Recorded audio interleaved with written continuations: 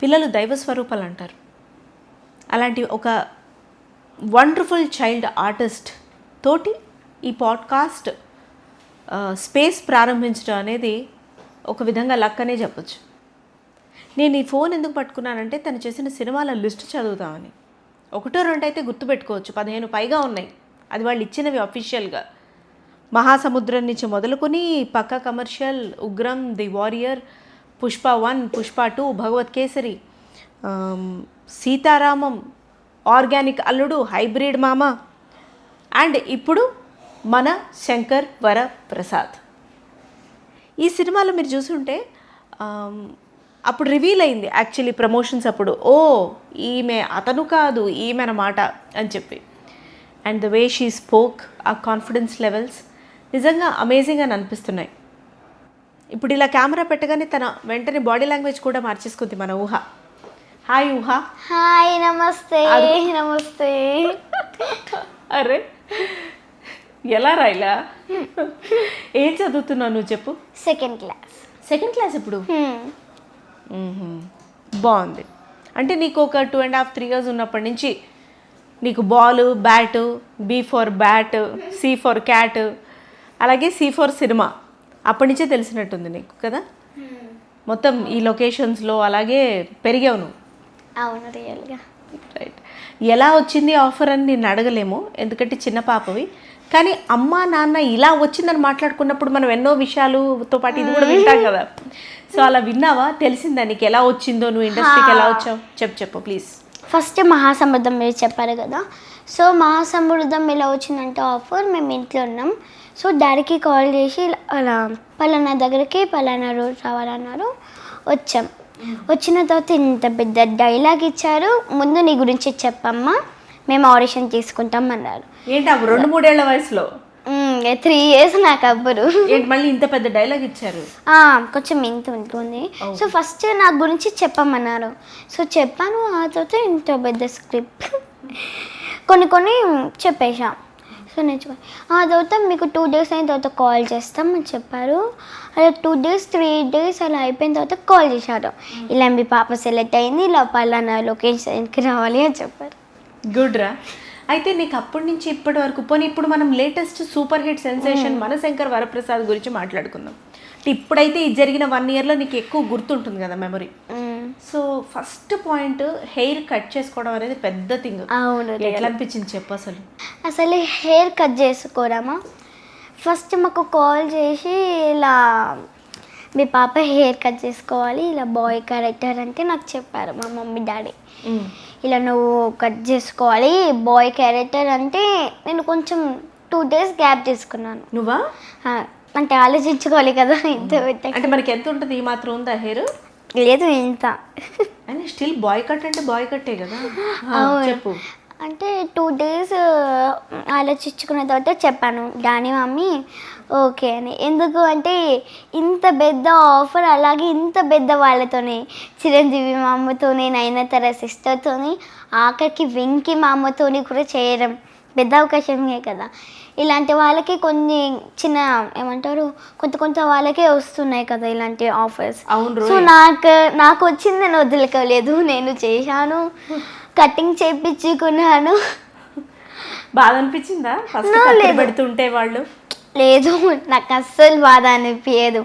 ఎందుకు అంటే మన సినిమా, మన శంకర్ వరప్రసాద్, నేను దానికోసం చేయించుకున్నాను. ఓకే. నేను మన శంకర్ వరప్రసాద్ సినిమా కోసమే, నాకు ఇష్టం ఉంటేనే కదా నేను చేయించుకుంది. అంతేలే. నాకు సినిమా అంటే పిచ్చి, నేను దానికోసం ఏదైనా చేయగలను. ఎందుకు అట్లా? అంటే అంత ఇష్టం ఎట్లా డెవలప్ చేసుకున్నావు నువ్వు? కాదు, నాకు చిన్న ఉన్నప్పటి నుంచి ఇష్టం అన్నమాట. ఎలా ఇష్టమో నాకు కూడా అది తెలియదు. బట్ నేను చేస్తాను, నేను అనుకున్నది చెయ్యాలి, నేను చేసి తీరాలి. నేను ఒక్కొక్క అంటే మహాసముద్రం ఎలా ఉగ్రం చేసినప్పుడు అనుకున్నా దానిని ఇలా అదే చెప్తున్నా కదా, చిరంజీవి మామతో చేయాలి అని అనుకున్నా, అది జరిగింది. మనం ఏదైతే అనుకుంటామో, ఏదైతే చేయాలనుకుంటామో అది సాధిస్తాం. నీ ఫ్రెండ్స్ గుర్తుపట్టి సెల్ఫీలు, ఫ్రెండ్స్ మదర్స్ వచ్చి ఇప్పుడు మనం బర్త్డేలకు వెళ్ళినప్పుడు కేక్ సైజు పెద్దగా మనం కొంచెం స్పెషల్ సెలబ్రిటీ స్టేటస్ సాధించాం కదా, కేక్ పెద్దది, పిజ్జా పెద్దది, ఇట్లాంటి స్పెషల్ ట్రీట్మెంట్స్ వస్తూ ఉంటాయా? వస్తూ ఉంటాయి.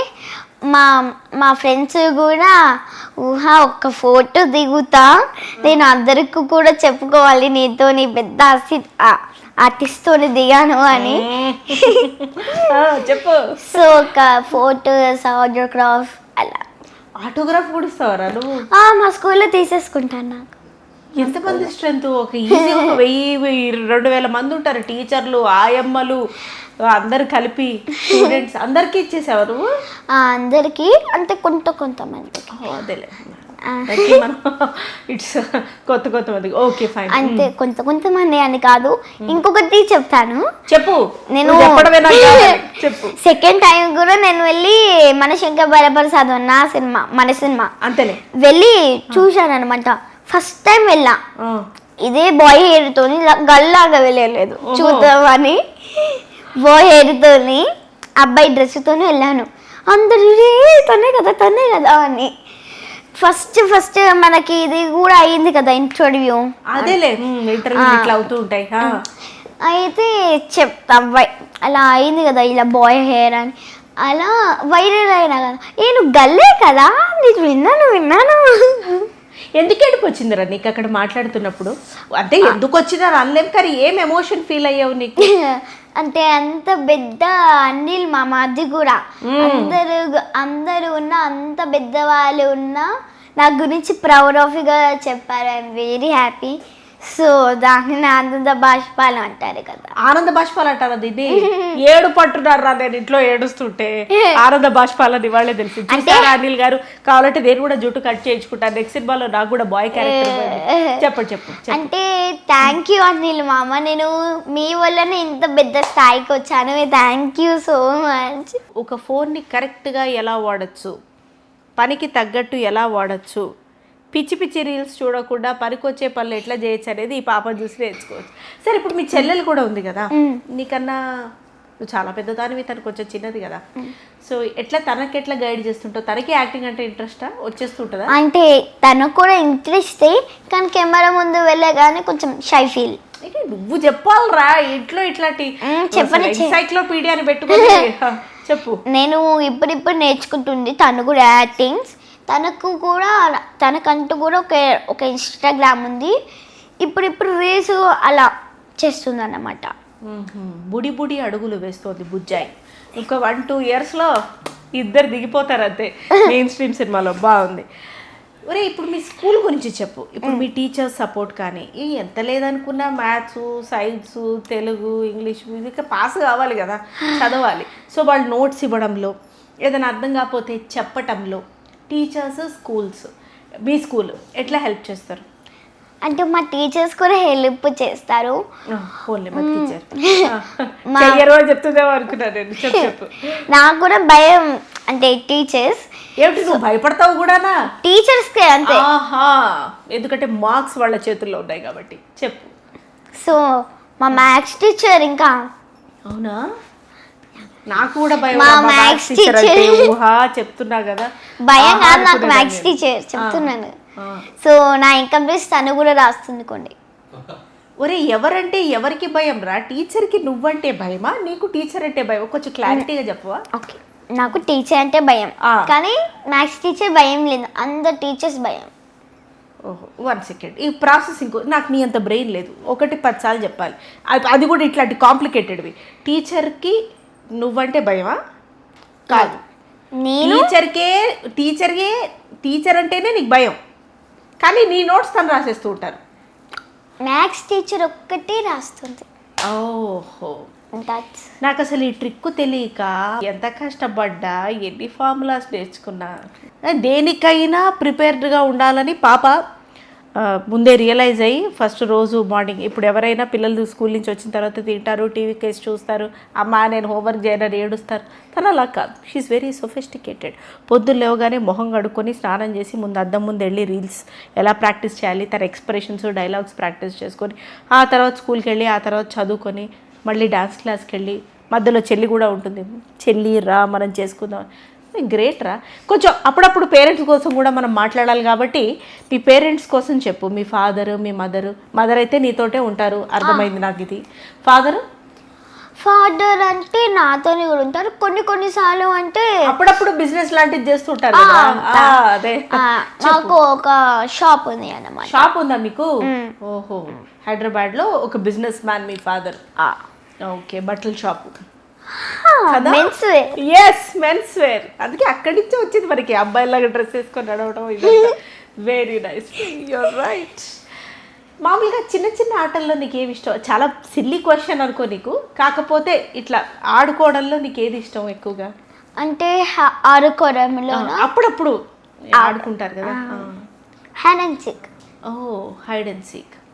ఏదైనా కూర్చొని ఆడాలంటే రాక్ పేపర్ సీజర్, లేకపోతే ఇలా ఉంటుంది కదా ఇలా అని, అది. అంటే అలా కాదు, ఇలా పట్టుకొని ఇలా అలా. Okay, fine. సరే, మీ చుట్టాల్లో అంటే ఇప్పుడు పెళ్ళిళ్ళకు వాళ్ళు ఎట్లా రియాక్ట్ అవుతుంటారు? నువ్వు అసలు సెల్ఫీలు అంటే నీకు ఇష్టమా, are you feel very overwhelmed? లేదు, అలా అని కాదు. నాతో ఎవరైనా వచ్చి అలా ఫొటోస్ దిగుతాను అంటే మ్యామ్ అంటారు కొన్నిసార్లు. నన్ను మ్యామ్ అనొద్దు, పాప లేకపోతే ఊహ గారు అని పిలవని, మ్యామ్ అస్సలు వద్దు. Give respect and take respect. ఇది ఊహ గారి పాలసీ. చెప్పరా, నువ్వు చెప్పు అసలు.